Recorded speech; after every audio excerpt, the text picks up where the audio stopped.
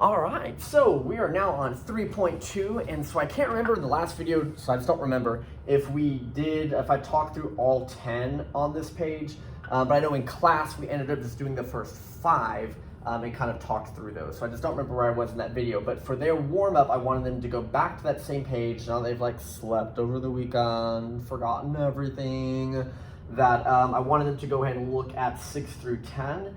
And unless you put like a big X through this, I also was going to have them just practice 1 through 6, just again to notice name uses the transversal is given. So name alternate interior angles using line X.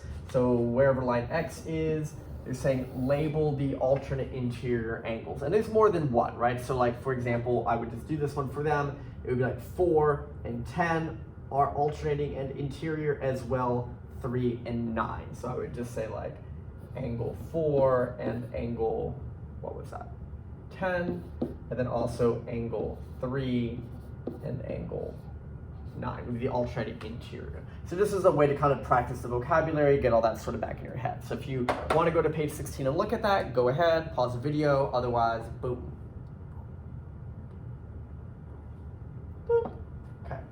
So here are the answers to up top. Now again, they could, you wrote 6 and 1 instead of 1 and 6, and then in whatever order. Also for corresponding, there were 4, just so that you don't get confused. Like this is for that answer, all the red ones go together. If you want to check that, you can like pause and check and look. Also, I'm pretty sure this answer key is like on Canvas, so yay, great. If you're done checking those, great. Otherwise, pause so you can keep checking them. I'm 99% sure we talked through at least the first 5 in the last video, but they're just up here again in case students had questions. And then so 6 through 10, if a line is parallel to a plane, then it is parallel to every line in the plane. And so parallel to a plane, so if I have like a sheet of paper, that's my plane, this is representing my line. So parallel to it, because if I'm tilted at all, because these go on for forever, like they're gonna cross. So if it's not tilted, it's saying, will I be parallel to every other line in the plane? Well, if it's right below it or just generally running the same direction, then yes, it's parallel. But if something in the plane is more sideways, then no, it's going to end up being skewed. So if I'm parallel to the plane, I am not going to cross anything in this plane. But we have 2 things that it can't cross. It might not cross because it's parallel. We might not cross because it's skewed. And that's sort of the trick to that one. This one is a lot like number 1, where it's true on a plane, but not true if you go 3D. If 2 lines are perpendicular to a same third line, then they have to be parallel to each other. Well, on a sheet of paper, that's true. In order for this one to hit this one at 90 and this to hit 90, those 2 lines have to end up being parallel. There's no way to draw that. But 3D space, let's say the blue is sort of the shared line. Blue and this green one make a 90. Blue with this red one make a 90, but green and red also make a 90 and aren't parallel. So I got some extra options when I went into 3D land. So again, that one is kind of tricky. A lot of people would normally put true for that. Okay, if 2 planes are perpendicular to the same line, then they have to be parallel to each other. This ends up being true. So again, we're talking about different planes. So here's my 2 different sheets of paper. And they are perpendicular to a same line. So a line and a plane, well, parallel again is just like flying over the cross. Perpendicular just doesn't mean it's crossing, it means specifically crossing at a 90 degrees. So no matter how these are facing, this is still a 90-degree intersection. Well, if this same line has to be 90 degree with another sheet of paper, it will always be the case that the 2 sheets of paper are parallel. So that does end up being true. If 2 lines are skew to a third one, so think like laser pointers, like pew, skew, pew, skew, pew, skew, then they also have to be skewed to each other. They definitely can be, right? I can have like 3 crazy laser pointers that don't cross each other at all. So me being skewed to both of y'all are also skewed to each other is totally possible. But there is a situation where 2 of them could be parallel to each other. And this new line running maybe through the middle over here, it's skewed to you and it's skewed to you, but these 2 lines are still parallel to each other. So there is at least an example that's false. And then lastly, 2 planes that are parallel to the same plane have to be parallel to each other. And I do believe that has to be true because a sheet of paper that goes on for forever, the only way for another sheet of paper to go on for forever and not cross it, Like if you tilt it at all, these are eventually going to cross. So these are parallel. And so there's another one parallel to this one. They're going to all have to just be parallel to each other. So that one does end up being true. But again, I like these because it sort of forces our brain to sometimes have to think on a sheet of paper, sometimes have to think off the sheet of paper. It really makes for always, sometimes never for this section. All right, but there we go, had a chance to talk about it. So we're going to get into some postulates and theorems, and we're going to look a little bit at even proofs, showing you how they look for parallel lines. So like, proofs already? Ah! But yes, but they're not going to be so bad. Remember that a postulate in math is the smallest no-duh thing that they could figure out. Remember, they don't want a list of like 50, 100 of these things. They want the smallest one, and then if other ones that they've established can be used to create more, then they call those theorems. So again, postulate is like the smallest things that they said, well, we cannot talk about this without this new postulate. So we're gonna have to talk about it to get it going. So they basically said that if I take a transversal, well, in this case, just a line, and I took this intersection, compared it to this intersection, and I know that the two lines are parallel. They basically said, they decided was a no-duh, was that this chunk of angles right here, so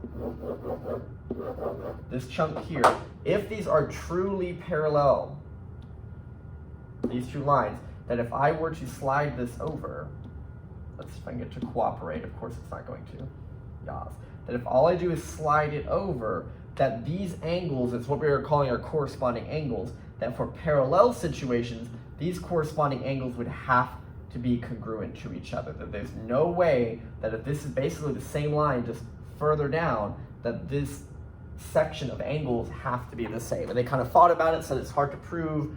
We just all looked at it, said we agree. And from there, they're able to build other ones. So pretty much what somebody might write down is called the corresponding like angles postulate, right? See, again, I'm already messing up because we don't require you to learn this one's a theorem, this one's a postulate. We just need to know that if there are parallel lines and these are corresponding angles, then they're going to be congruent to each other. That's sort of like how I generally shortcut my sentence. So if they're parallel and this vocabulary word, that vocabulary word will be congruent, right? Because you can have non-parallel lines with the transversal, and these two that are corresponding are not congruent to each other. Like that one looks acute, this one looks obtuse. So it's not just a vocabulary word, it's when these become parallel that these corresponding ones end up being the same. Okay, so that's just sort of our theorem, postulate, Mr. Allen, postulate. Okay, the rest of them that kind of go with that, these are all called theorems because based on the corresponding postulate, they were able to build the rest of them. And so this proof is on the little extra sheet of paper I had you print if you wanted to do it. So I was just going to kind of walk you through an example of a proof that uses corresponding angles and maybe other things that we've learned about that connects them to prove that these alternate exterior angles, that those are also congruent. So it basically tells you that line Q and line R are parallel. So Q is parallel to R. And you can add the little parallel symbol if you want. That's our given. Angle 1 and 2 are vertical angles. So that's where you usually write angle 1 and angle 2, VA. Well, that's because I can look at them and see them, right? That's the definition of VA. Remember, pretty much anytime I see something, I have to call it what it is, definition of VA. And then what do I know? What's important about vertical angles? It means that angle 1 is congruent to angle 2. And that is if vertical angle, then congruent, right? Because if we are that vocabulary word, that is a super important part of that vocabulary word. In our other proof notes, we sometimes would then do a definition of congruent to get this into equal signs, but since we're all kind of hanging out in congruency, we probably won't need to do that here. But just letting you know that that might be why sometimes these definition ones come in a set of threes. That's because in the other proofs, I wanted to talk about their measure. Here, I just wanted to talk about the fact that they're congruent. 2 and 3 are corresponding angles. Well, that is a vocabulary word like vertical angles we're allowed to notice. So that is definition of corresponding, that's what those are called. And so how do I finish this proof? Well, what do I know about corresponding angles? I know that that means angle 2 is congruent to angle 3. Why do I know that? Because if parallel lines, which we know, and corresponding, which we know, then I know that those are congruent things, right? Because remember, if it's not parallel, they're not congruent. If it's not corresponding, it could be like ones that aren't congruent to each other, right? So both of those things have to be true. And then the last step, now that I've got 1 goes to 2 and 2 goes to 3, I can prove that 1 goes to 3 with a transitive step. Okay, so that's like 1 goes to 2, 2 goes to 3. Boom. Again, this ends up being the fact that they're alternate exterior, and I know that alternate exterior are congruent to each other. And so I think what I'm going to write down here for y'all, and this is there's a space to write it on your paper underneath this little picture, is we're not going to have to do this every time we want to talk about alternate exterior. What I want to be able to do in a question is be like, oh, hey, look, 1 and 3 are alternate exterior, definition of alternate exterior. Angle 1 is congruent to angle 3 because if they're parallel and alternate exterior, then they're congruent. I don't want to have to do this type of proof every single time. So the things that we will end up using in proofs, now that we've seen that, we will write things like if parallel and corresponding, then congruent. We will notice that if they are parallel and alternate interior, those will be congruent. If we are parallel and alternate exterior, then we are congruent. Let's see what else. CIAs are not congruent. We'll talk about that in a second. Alternate interior, alternate exterior, corresponding.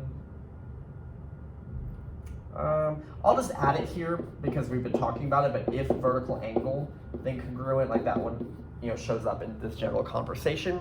As far as ones that are supplementary, we've learned before that if we were, usually it was like if linear pair, then supplementary, and that would connect to if supplementary, then 180, like we could talk about that. The other one that happens is if we are parallel and we are CIA, then we are supplementary. Okay, so sort of like if linear pair, then supplementary. If parallel and CIA, then supplementary. And just going into a little diagram, like these two are CIAs, they end up being supplementary, right? Because if like 2 and 4 are the same, and 3 and 4 are supplementary because they're a linear pair, well, if 2 and 4 are the same, then these are going to both add up to 180. It's like the acute and the obtuse are going to add up to 180 in a parallel situation. So those are just some of the statements that we're going to notice. So this proof is also on your paper, just to kind of walk through another one. They're telling me that Q and R are parallel. It also tells me that P and T are parallel. And so you'll notice I'm using like double arrows for the other set. And so let's see. Now they say that this is parallel. That's my given. What's the goal? Is 1 congruent to 3? So the thing is that 1 and 3 are a huge jump from each other. There's not like a vocabulary word because they are not on like a same transversal. But I can get there by saying 1 and 2 are a certain type of vocabulary word, and then 2 and 3 are a certain kind of vocabulary word, and then I can likely connect them all with a transitive statement.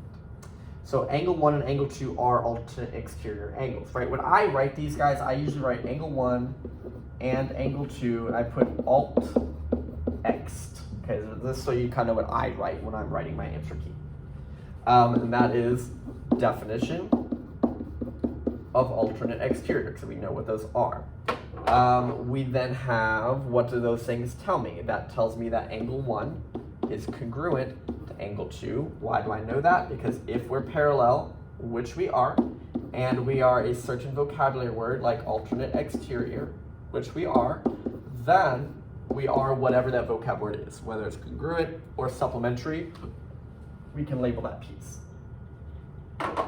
Here they decided to bring up Q parallel to R. It's still one of my givens. They just decided to bring it up later because now is when they need to know that Q and R are parallel in order to be able to talk about those vocabulary words.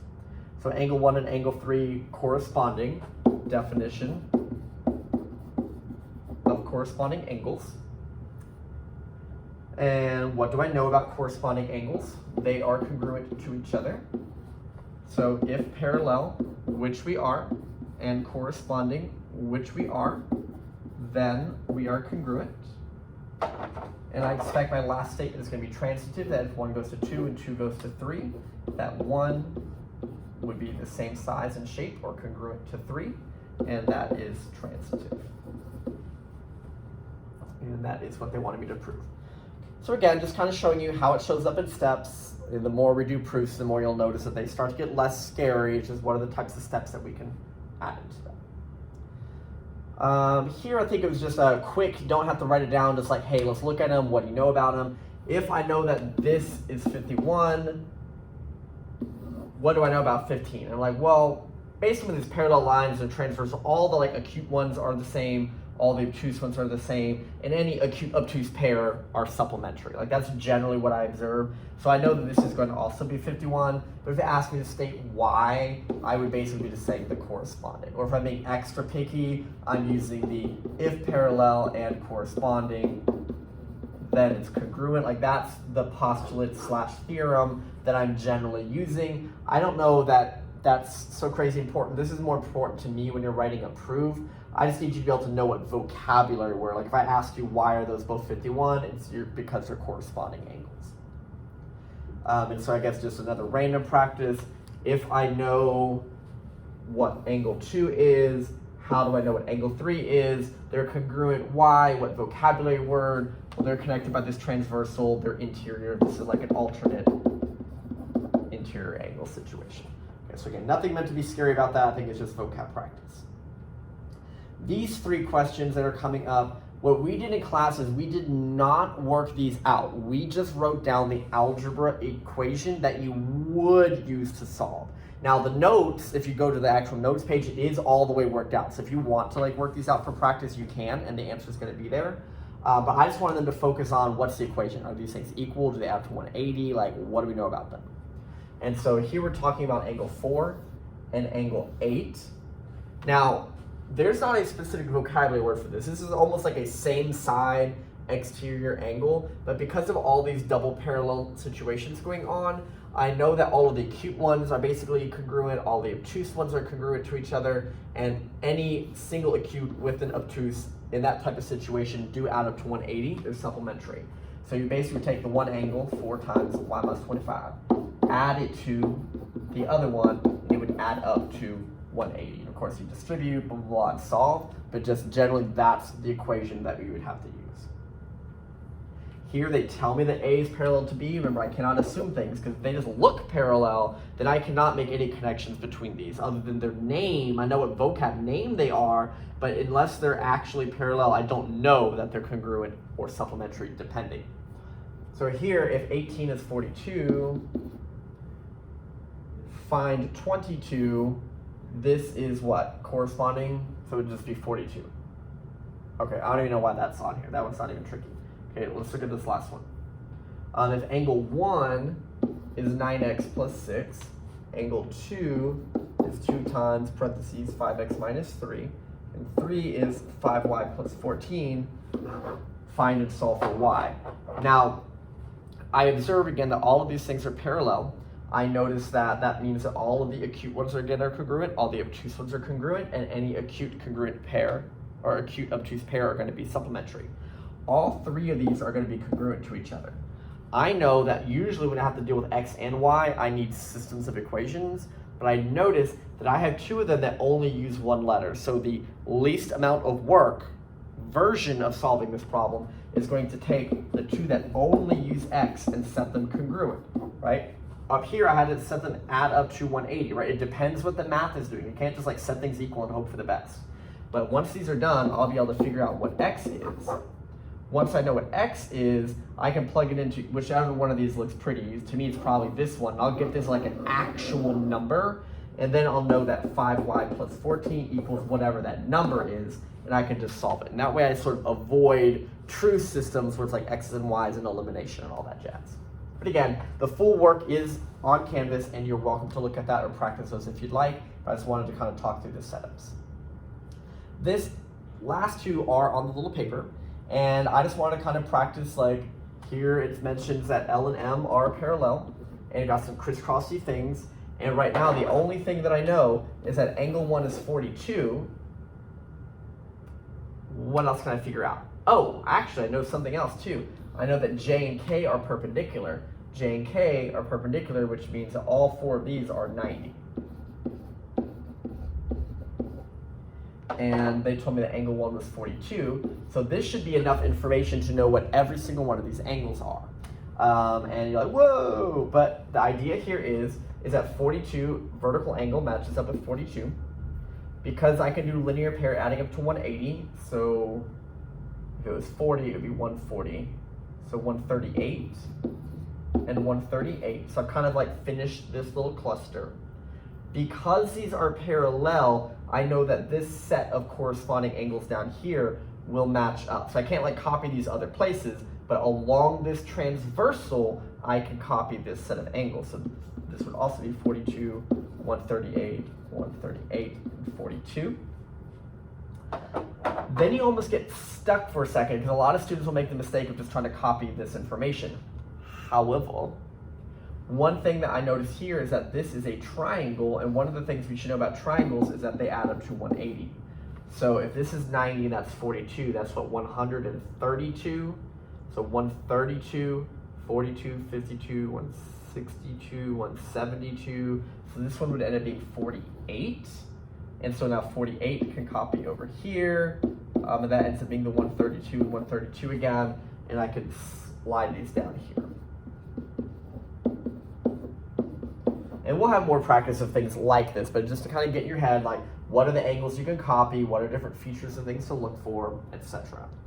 And the last one I wanted to do was to point out situations where they tell me that these are parallel, but because it's kind of like, turn, it makes this feel a little more awkward. And so I know a couple of different ways to do this, and I'll go ahead and work it out twice, I think, just to show you. But there are more than one way to attack this problem. You can add in your own parallel line somewhere else. Like, for example, adding in a parallel line that bumps through this vertex is helpful because then I get this 35. Like, if I extend these lines, like, this 35 is an alternate interior with this 35. Now, that's not what X is. X is this whole thing, but I know that that matches up. And like this 148 would be like CIA with this one, right? Or if this is 148, this would be 58, 68, 78, this would be 32. And this is like alternate interior with this one. And I can just add those together and get to 67 degrees, right? Kind of creative. And if you had that line drawn, you might have thought to think about it and done that. So I picked this example to show you sometimes adding in a new parallel line helps some of the vocab stand out. Another thing that you're welcome to do to make it kind of more like this top problem, you're welcome to just extend these lines further. Again, so you can see different vocabulary words. So I'm not using the extra parallel line on this version of it.